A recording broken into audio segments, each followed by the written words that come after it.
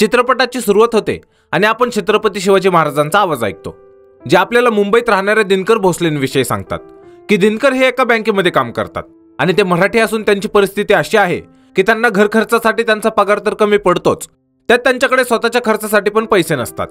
तसेच त्यांचा स्वभाव असा आहे की कोणीही त्यांना रिस्पेक्टने बोलत नाही आणि भोसले देखील कोणाला उलट उत्तर देत नाही, नेहमीच ते सर्वांचं ऐकून घेतात। तसेच त्यांना विंडो शॉपिंग करायला खूप आवडतं आणि हल्ली ते या कपड्याच्या दुकानात सारखं येतात। आता इथे आपण पाहतो की भोसलेंना एक शर्ट खूप आवडलेला असतो आणि ते नेहमी तो शर्ट पाहत असतात, पण यावेळी तिथला दुकानदार त्यांना म्हणतो की तुम्हाला जर शर्ट घ्यायचा असेल तर घेऊन टाका, कारण तुम्ही सारखं येता आणि या शर्टाला चाचपून पाहता, त्यामुळे मला हा शर्ट दोनदा धुवावा लागला आहे।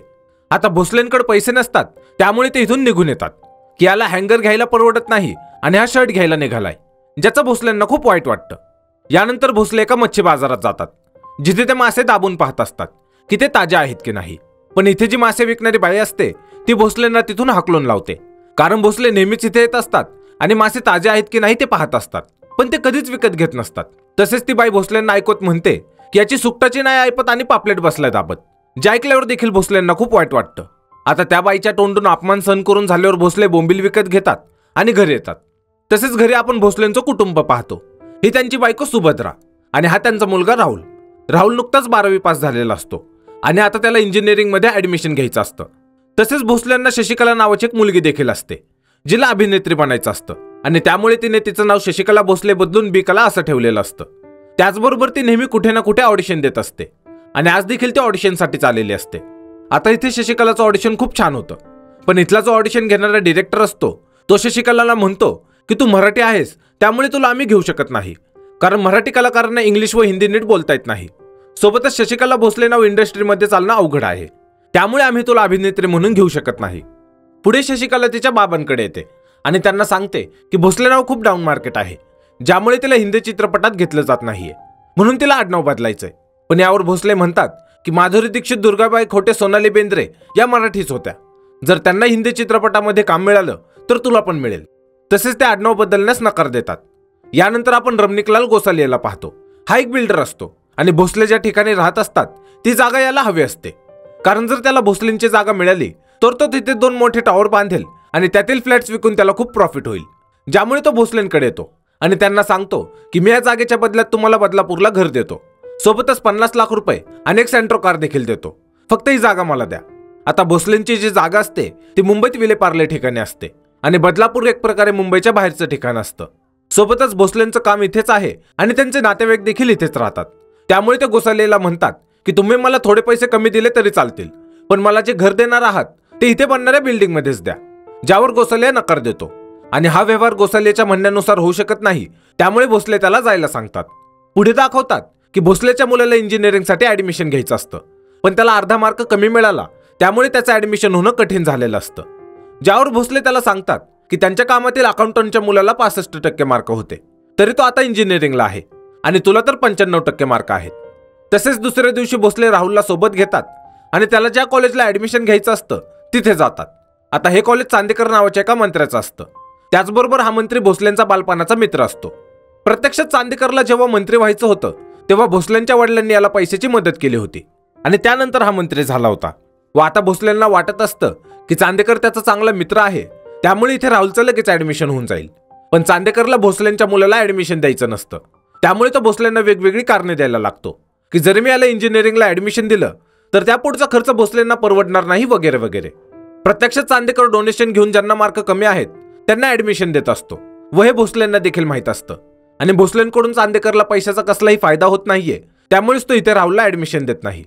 आता राहुलचं ऍडमिशन न झाल्यामुळे तो खूप दुःखी असतो, ज्यामुळे भोसले त्याला म्हणतात की चांदेकरला देण्यासाठी त्यांच्याकडे 15 लाख रुपये नाहीयेत, त्यामुळे तो इंजिनिअरिंग ऐवजी BSc मध्ये ऍडमिशन घे आणि जर तसं केलंस तर मी प्रॉमिस करतो की तुला नवीन बाईक घेऊन देईल। तसेच दुसऱ्या दिवशी ते त्यांच्याच बँकेतील मॅनेजरकडे बाईकसाठी लोन मागायला जातात, पण तो मॅनेजर भोसलेंना खूप काही बोलतो की तुमची लायकी नाही बाईक घेण्याची आणि तुमच्या मुलाला पण सांगा तुमची ऐपत नाही, असं बरंच काही। तसेच ते भोसलेंना ऑफिसमधून हाकलून लावतात।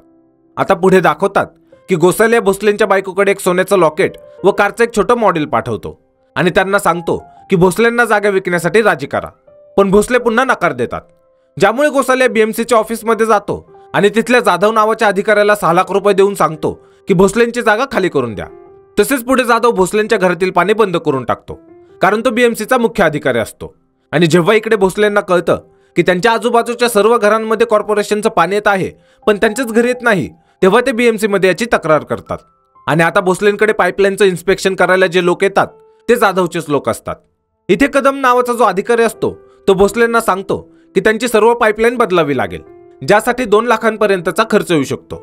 तसेच कदमांच्या बोलण्यावरून भोसलेंना कळतं की हा गोसाल्याचा माणूस आहे, कारण तो इथे बोलता बोलता गोसाल्याचा विषय काढतो आणि त्याला त्यांची प्रॉपर्टी विकायचा सल्ला देतो, ज्यामुळे भोसले त्याला इथून हाकलून लावतात. आता एक दिवस भोसले एका बारमध्ये दारू पित असतात आणि दारू पिताना त्यांना याचं भान राहत नाही की त्यांनी किती पैसे खर्च केलेत.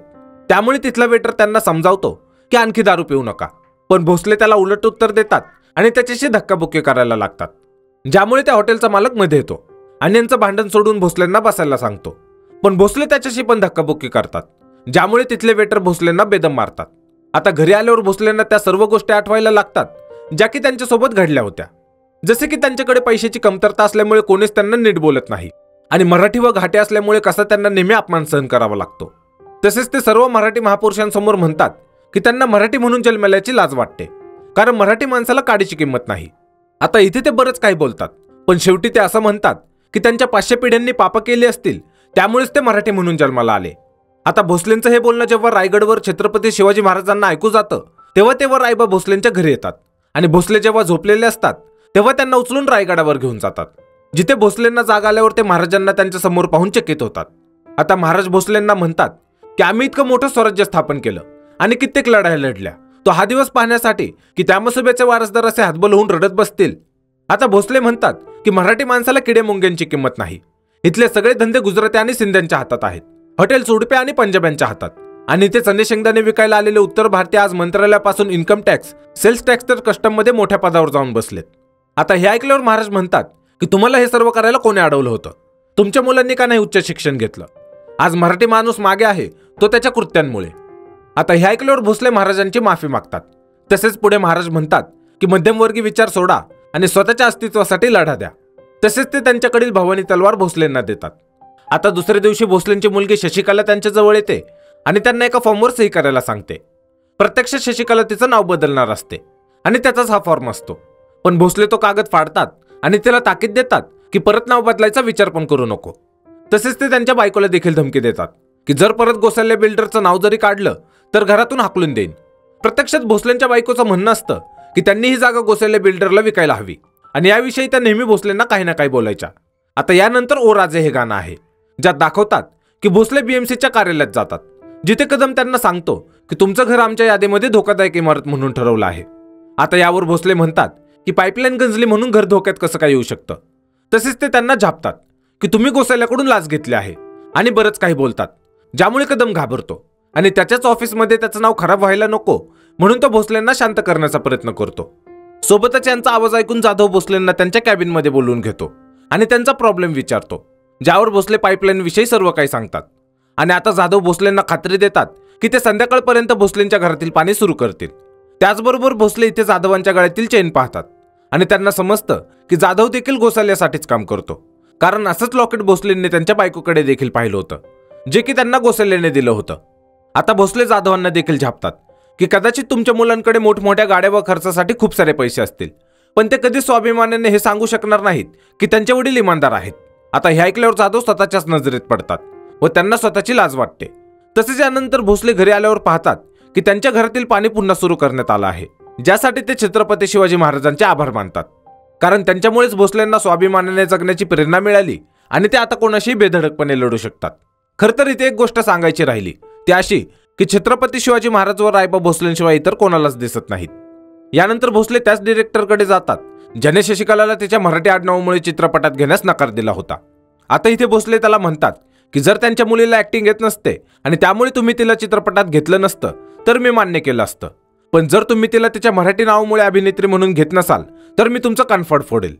सोबतच ते काही मराठी अभिनेत्रींबद्दल त्यांना सांगतात की त्या मराठी असून देखील आज त्यांनी हिंदी चित्रपट क्षेत्रामध्ये खूप मोठं नाव कमावलं. प्रत्यक्षात भोसले हे सर्व बोलत असताना त्या डिरेक्टरला एक प्रकारे धमकीच देतात, ज्यामुळे तो डिरेक्टर पुढे भोसलेंच्या मुलीला त्याच्या फिल्ममध्ये घेतो.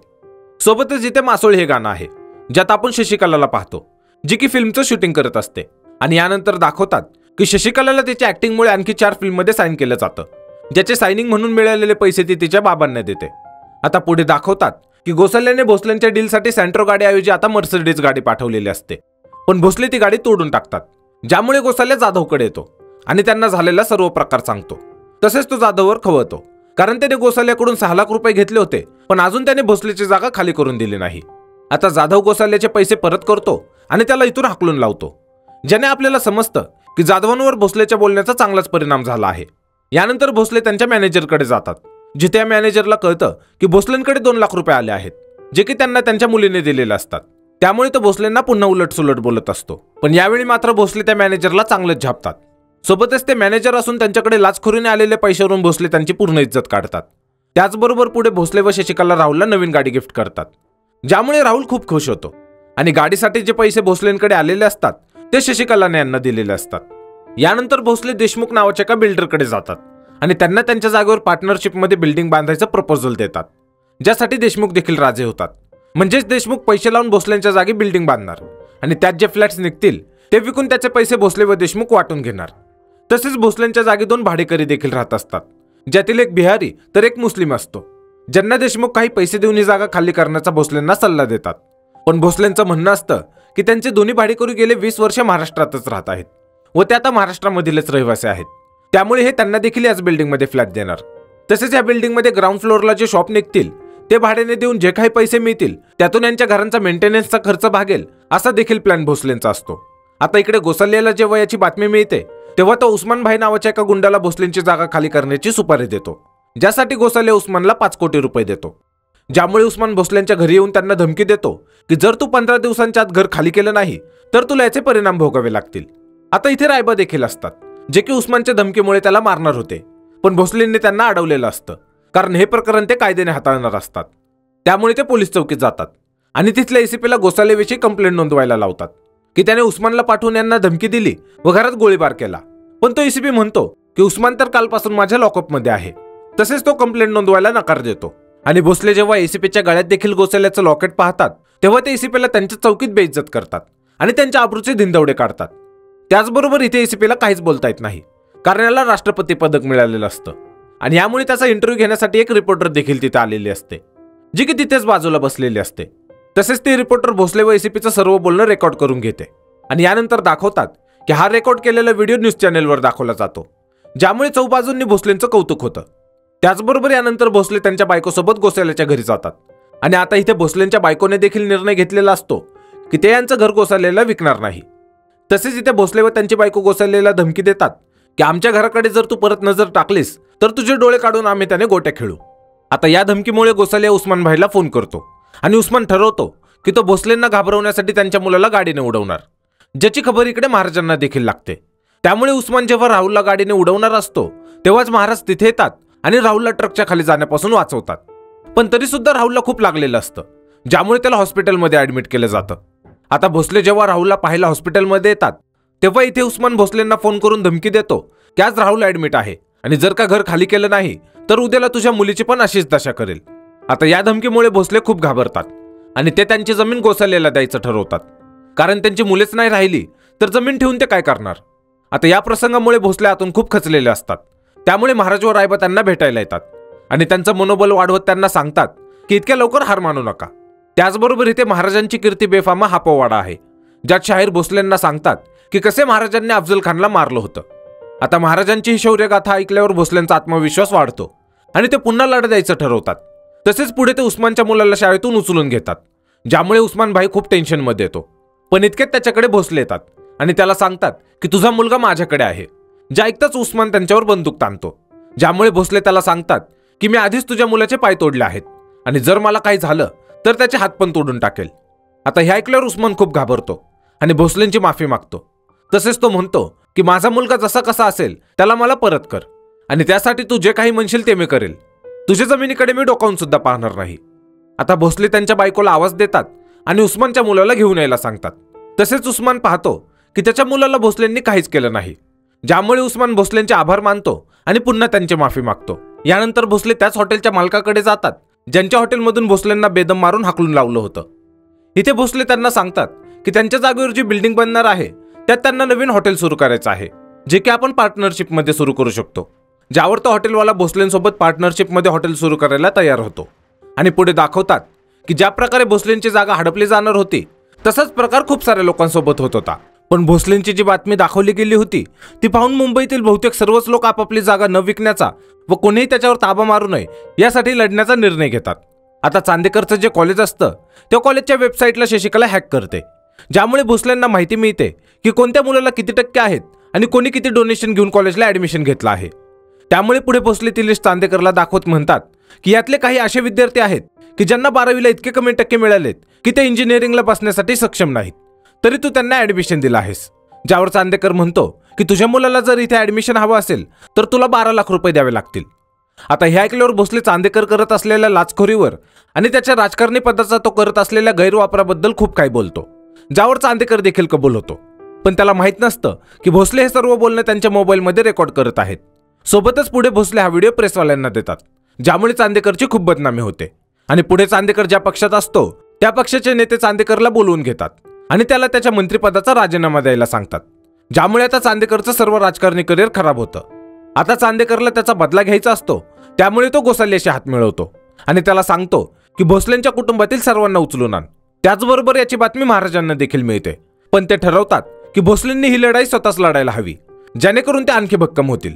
यानंतर भोसले त्याच कपड्याच्या दुकानात जातात जिथे त्यांचा खूप अपमान झाला होता आणि इथे ते तोच शर्ट विकत घेतात ज्याला या दुकानदाराने 2दा धुतलं होतं.